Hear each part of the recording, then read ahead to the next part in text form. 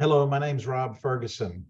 I'm the founder of Ferguson Alliance. We are an advisory group for businesses just like you in family business.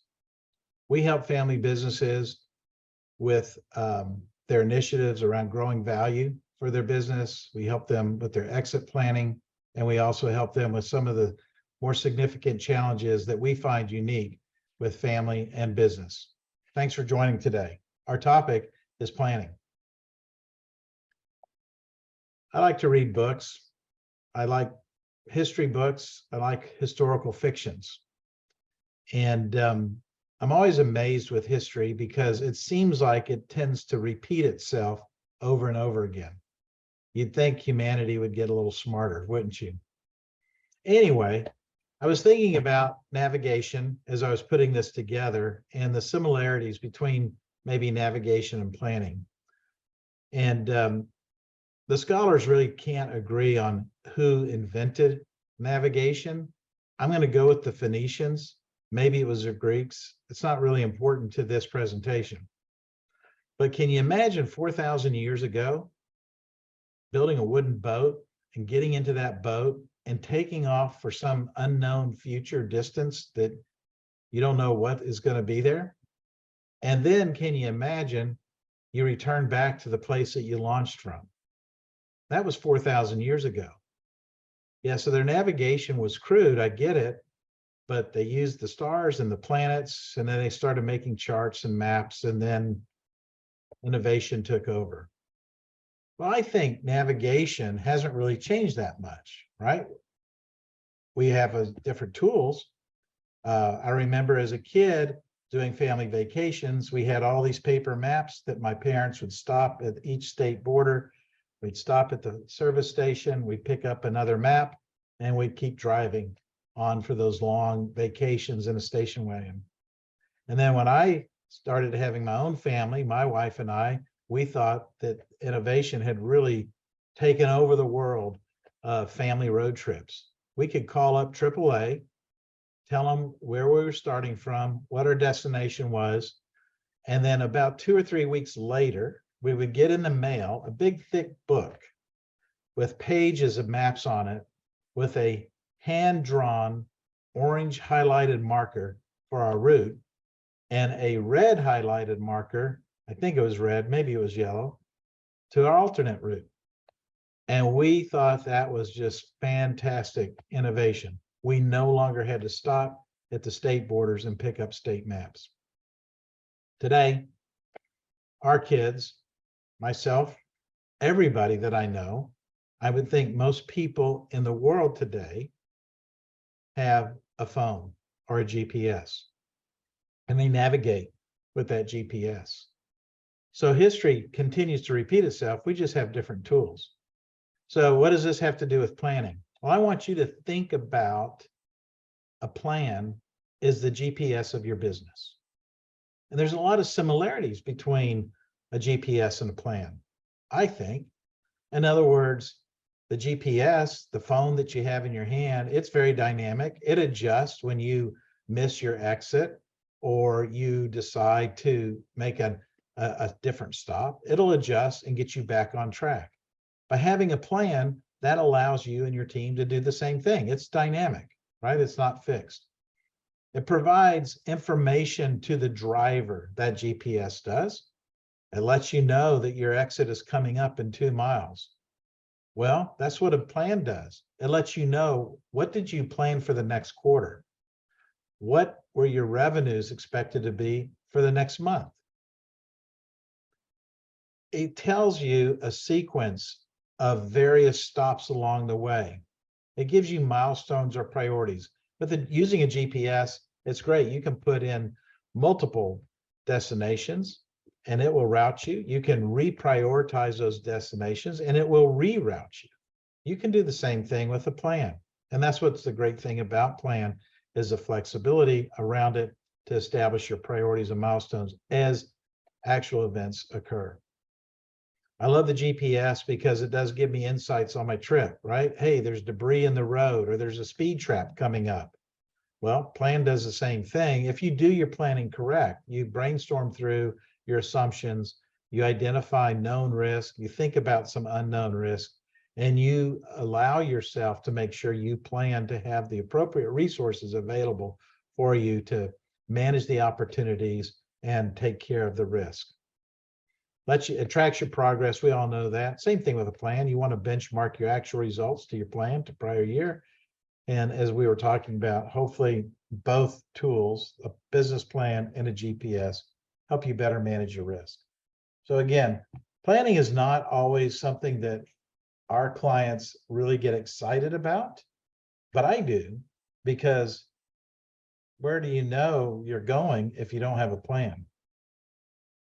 So this happens to be the 8th series in a 10-part series around our prosperity process that we help family businesses put in place.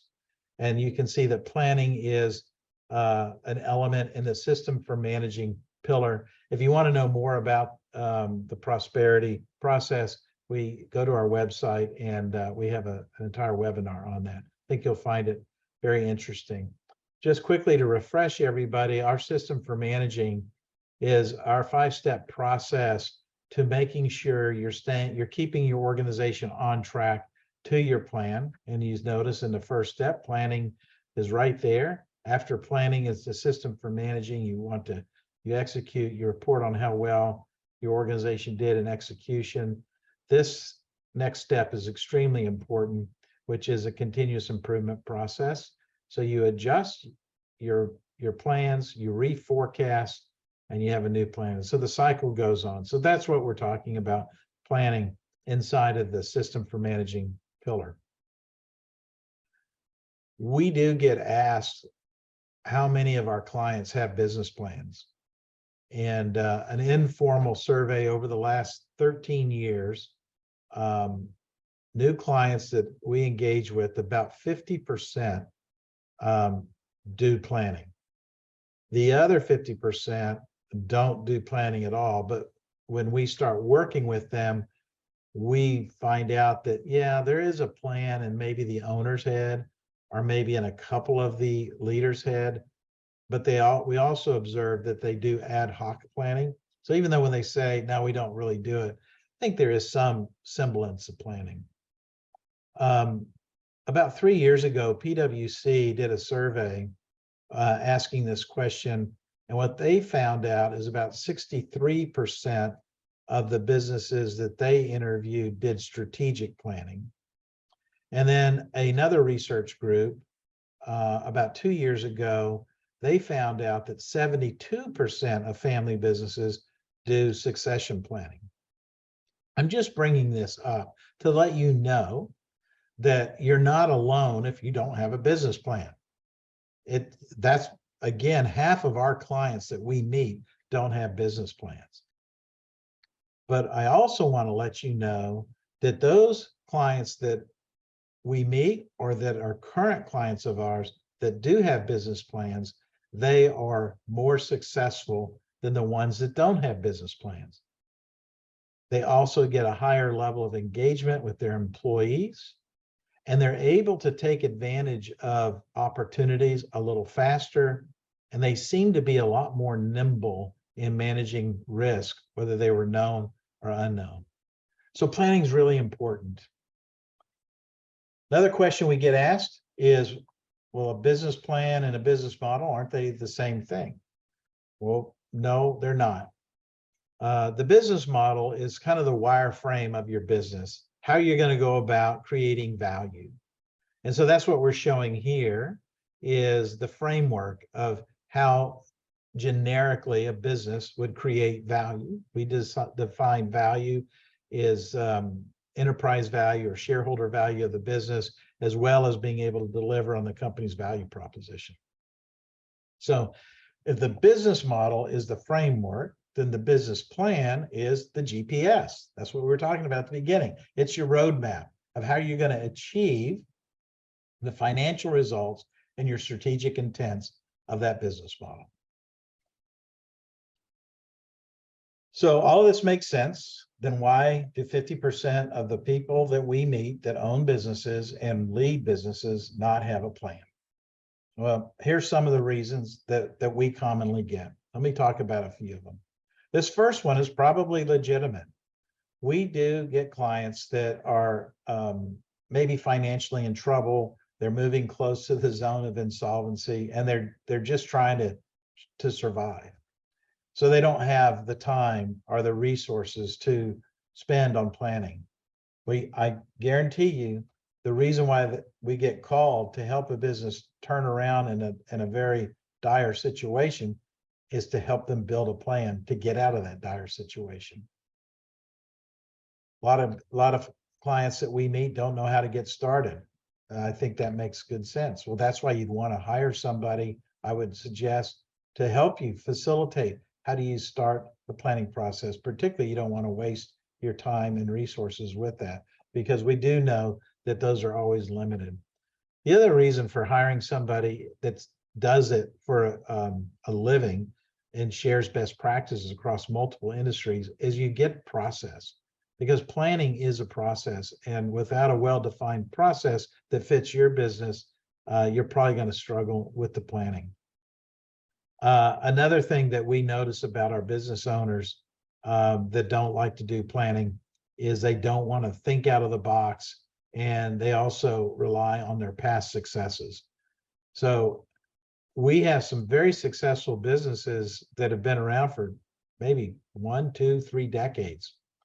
However, what we're seeing is that success model that might have lasted for 3 decades all of a sudden is no longer relevant. And so if you're not able to become more innovative or more disruptive thinking about your industry, you're going to have a very difficult time coming up with a plan that will be competitive and deliver on your value proposition. So if those are all the resistance, obviously these are all the reasons that we think business plans are important. We're currently working with a couple of clients now that are looking for new lenders. This is an environment here in 2023 where banks we're seeing are not really interested in taking on a lot of new clients. And particularly, they won't take on clients that don't have a plan. Makes sense, doesn't it? We also find from the recruiting standpoint, when you're trying to bring in talent into a family business, sometimes you want to bring in talent from maybe a larger business.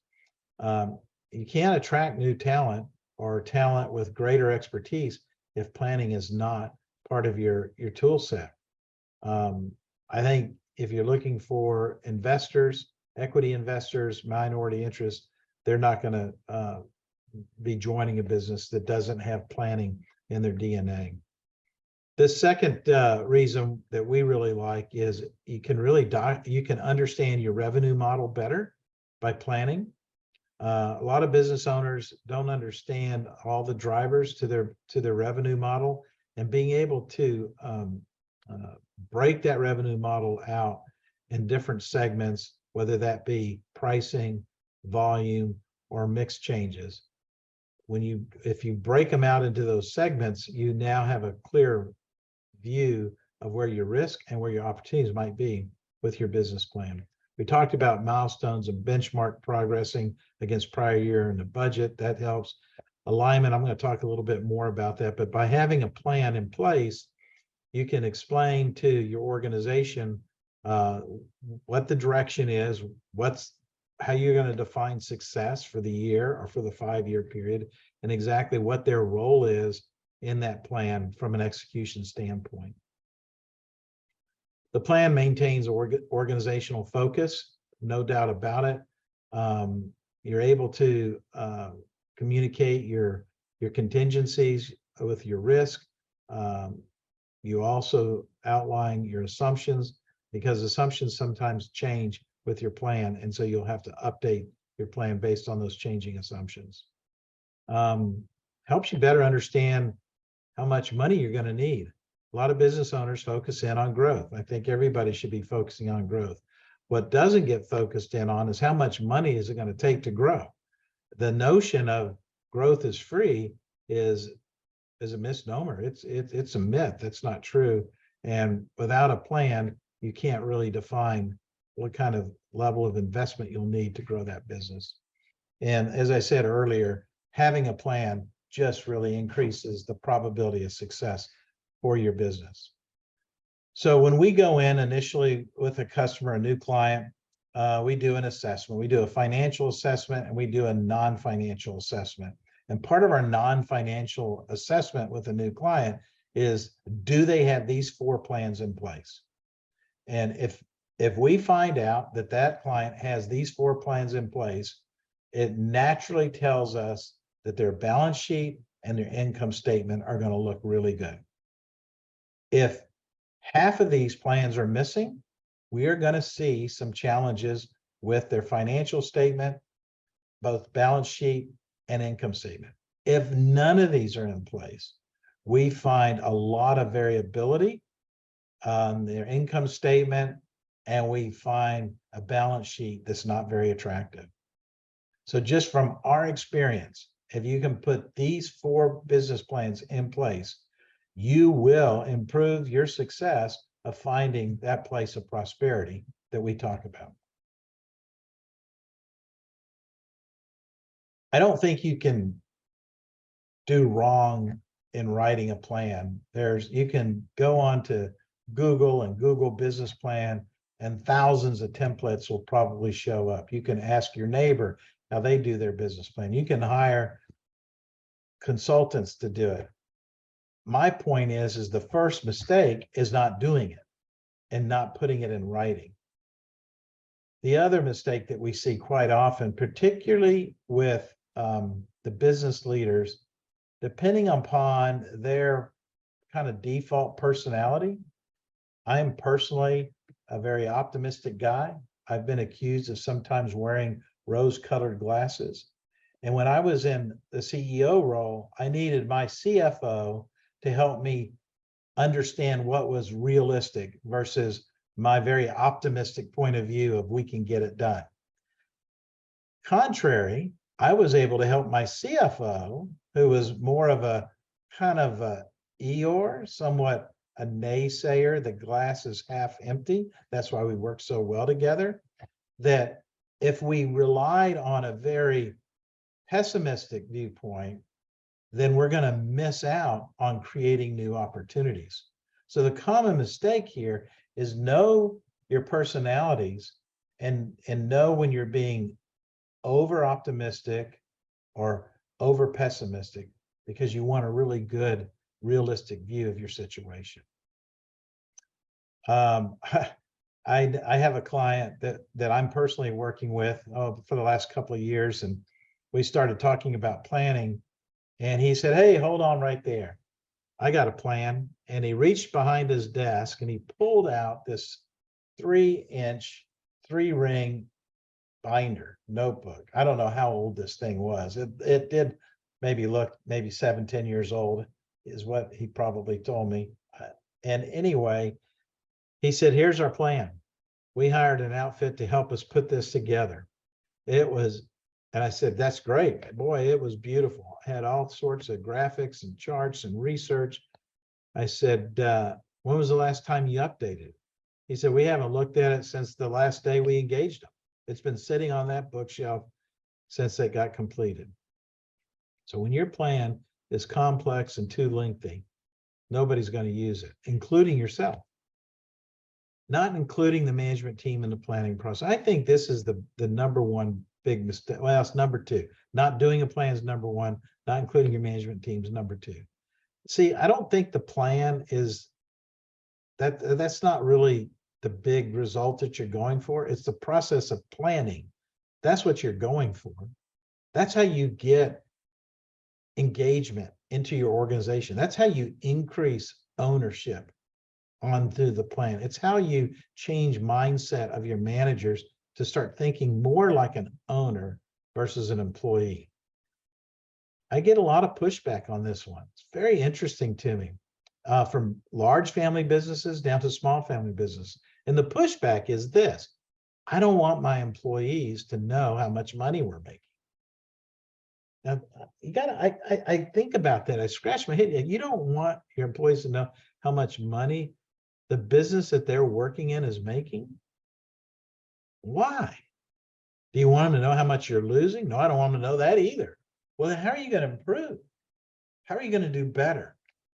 And so it's a mindset shift. Now, okay, they don't need to know how much you, the owner, is maybe taking out. Maybe there's some other financial elements or decisions that your employees or maybe your management team doesn't need to know about. I get that and I agree. But your management team, the leaders that you're relying on to execute your plans against your vision with your strategy, I think it's a mistake if they're not involved in the planning process and if they don't continue to benchmark on how well they're doing.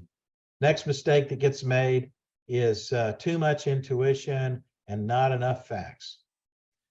And we have tools that we use to dig out this information, to understand exactly where your business is from a position standpoint in the market, how you're advancing with your customer channels. Without that information, without actually understanding the facts of your business and your marketplace, you're going to end up assuming you know what's out there, and you might make some big missteps. And then lastly, not giving enough time to the planning process.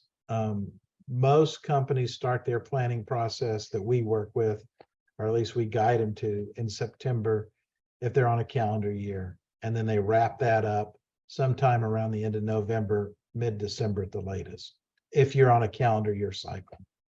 It takes that amount of time to be thoughtful, to do the research, to be inclusive with others, to brainstorm new ideas, to iterate on it back and forth before you end up slapping the table and say, yes, this is my strategy plan. Yep, this is going to be my budget.